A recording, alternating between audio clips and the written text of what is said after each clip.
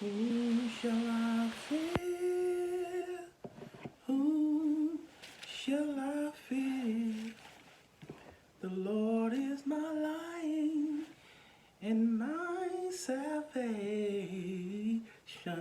Whom shall I? Oh, okay. You too. How you doing, this Pastor Nate? I was getting caught up in the singing. Yes, I was getting caught up. Those of you who know me, I love music. I love worship.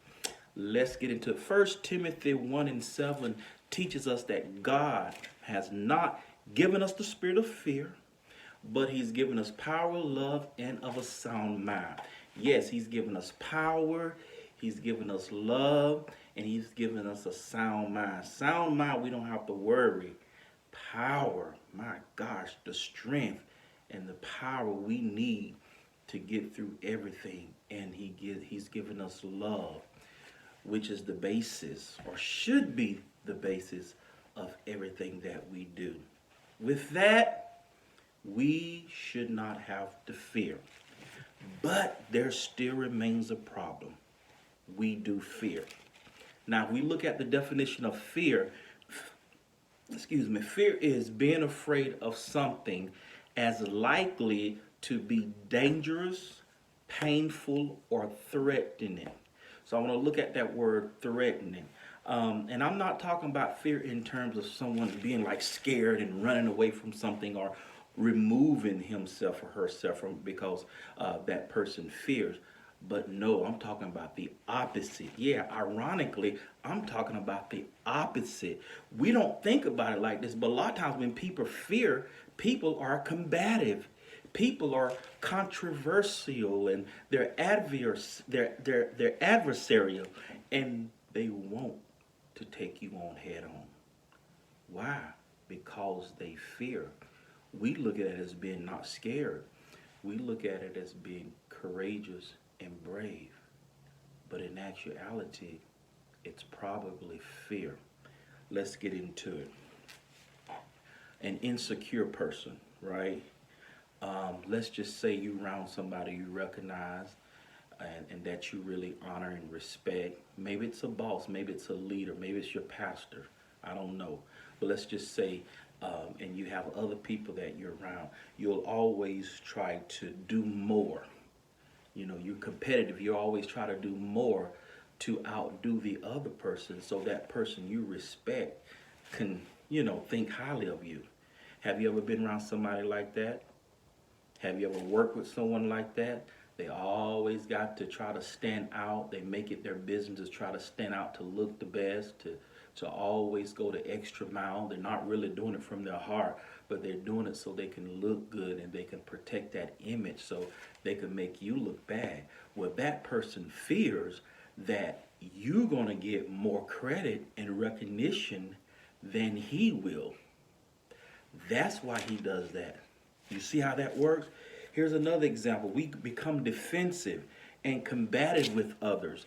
We always, you look at people and you're like, that person is not happy. Why are they always mad? Why are they always angry?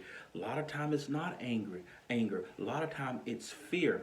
A lot of people act out of fear, and they're combative, and they're mean to you when you approach them, because they feel like if they are not mean, that you might take advantage of them. Ooh, we never thought about that, right? So if I'm nice, if I smile back, or if I speak to you kindly, that might be a sign of weakness. This is what they think. So what I have to do, I have to be combative. So if you speak to me, I'm not going to speak to you kind of nice. I'm going to speak to you shady. Hey, how you doing? What's up? I got to have that wall there, because if I don't have that wall there, I fear that you might take my kindness for weakness and may try to take advantage of me and use me and abuse me. A lot of people have those experiences in the past, and they figure, hey, in order to solve this problem, I'm just going to be mad and be mean to everybody. That's operating out of fear. Ooh, my God, I hope I'm not stepping on your toes, YouTube. If this is you today, you got time to change. I'm just here to exhort, that's all. I don't know you, but God knows you. He knows what we need. Here's another example. We have to always brag and make ourselves look better. than the others. I talked about that a little bit, right? So we can always project that image. We got to always project the image. I got the best house. My house costs this much. My house is so many square footage. My car is nice, and my car is the top of the line. Everything's got to be the top of the line. All your clothing's got to be top of the line. That person is acting out of insecurity. When you have to brag about what you have all the time, you might be operating in fear because you don't want people to think less of you. So you use material things to make you look good.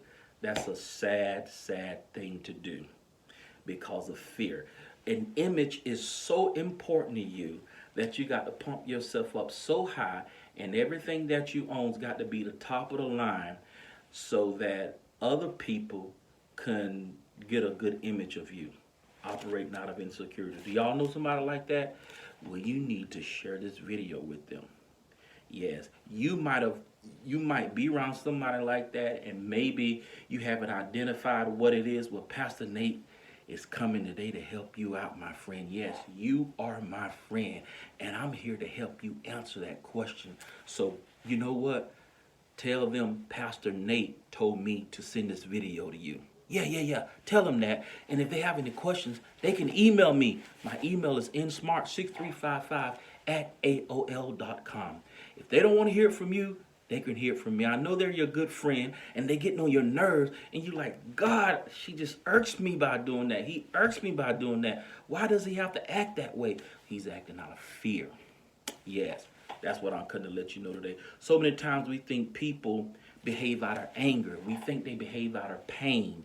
And past hurts. We hear this all the time in our churches, and we say hurt people.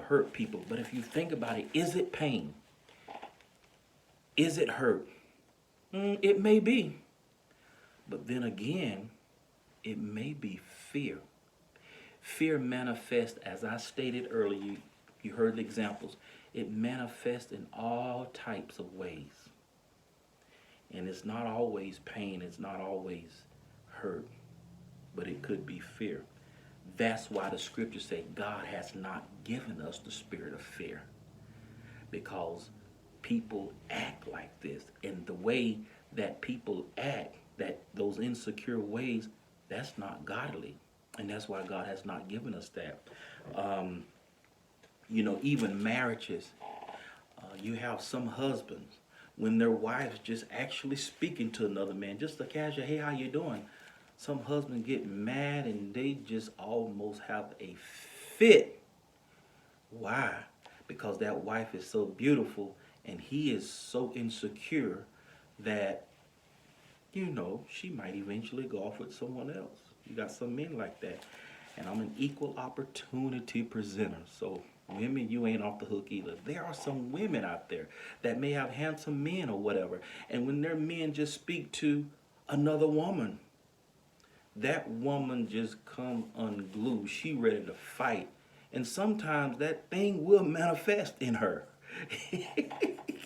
If he says too much. Why? Because that's fear. But maybe they fail to understand that whom God put together in these marriages, let no man can put asunder. When you're together, you should be secure, because what God has for you, it is for you. So we have no reason to fear. When you own those jobs, you don't have to try to outdo everybody to get that promotion or to get that boss to look at you. Yeah, just continue to be yourself and let your work speak for you, and stop killing yourself, wearing yourself out, trying to make yourself look good in the eyes of others. You're so worried about what others think. You're so busy trying to please them that you have no peace. Why? Because you're operating out of fear. We need to get rid of that so we can have peace within ourselves.